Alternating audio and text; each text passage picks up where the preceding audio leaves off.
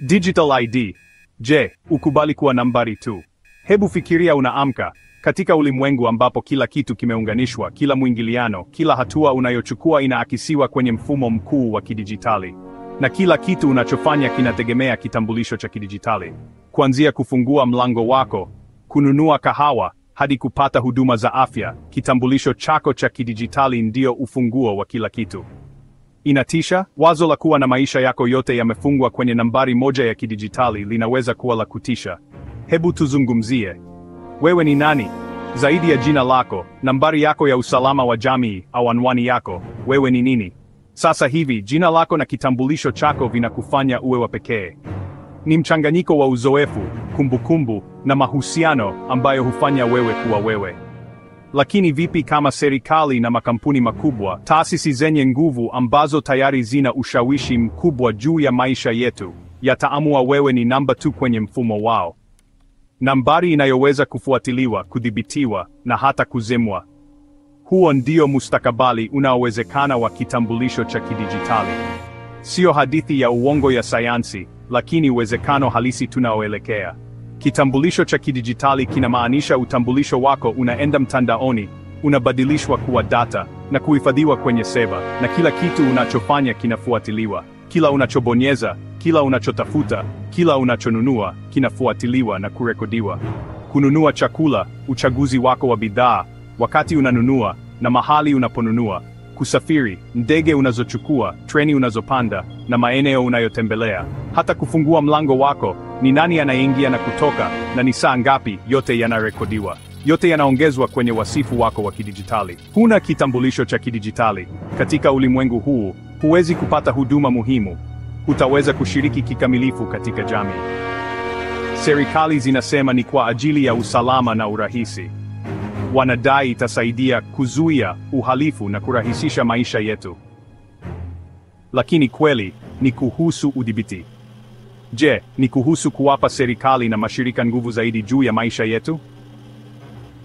Hii ndiyo sababu unapaswa kuwa na wasiwasi. Kwa nini unapaswa kupinga kitambulisho cha kidijitali?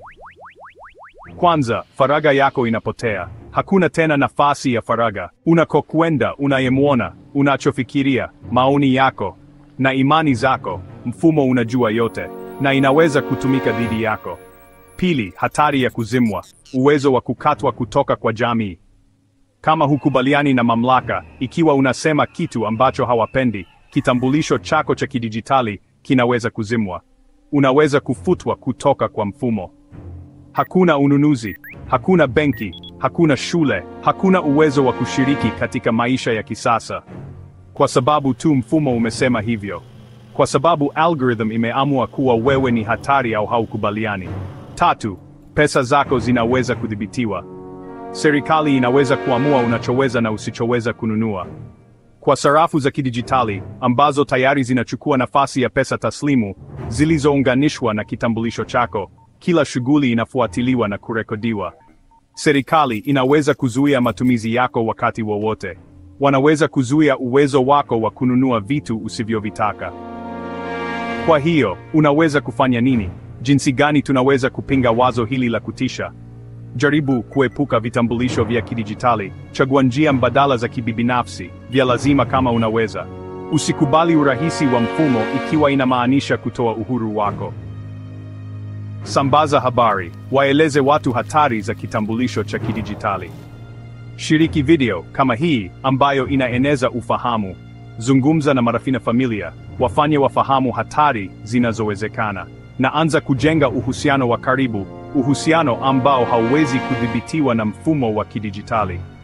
Usiruhusu mtu yeyote awe na udhibiti kamili juu ya maisha yako.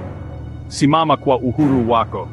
Kitambulisho cha kidijitali kinaweza kumaanisha wewe si mtu tena, kwamba wewe ni data tu, bali namba tu. Nambari katika hifadhi data kubwa. Utakubali? Je, utakubali kupunguzwa kuwa nambari, au utasimama kwa ajili ya uhuru wako?